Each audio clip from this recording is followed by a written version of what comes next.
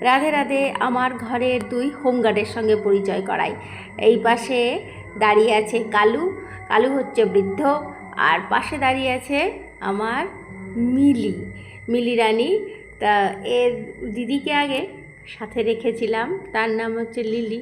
সে বড্ড অহংকারী, সে দিদিমণি আসেন না, ইনি আসেন। আর ইনি এসে এনার যথারীতি খাবার দাবারের দায়িত্ব আমার। সে আসে, খিদে পেলেই চলে আসে। আর এই হচ্ছে ভীষণ আজ্ঞাকারী একজন ভদ্রমহিলা, কারণ কখনো ডিনাই করে না দেখি। আর ক্যাচিং পাওয়ার অসাধারণ, মানে মুখে এই যে ক্যাচ করার ক্ষমতা কোথা থেকে পেয়েছে তা জানি না। গত জন্মে নিশ্চয়ই ক্রিকেটার ছিল, এই জন্মে কুকুর হয়েছে, কিছু করার নেই।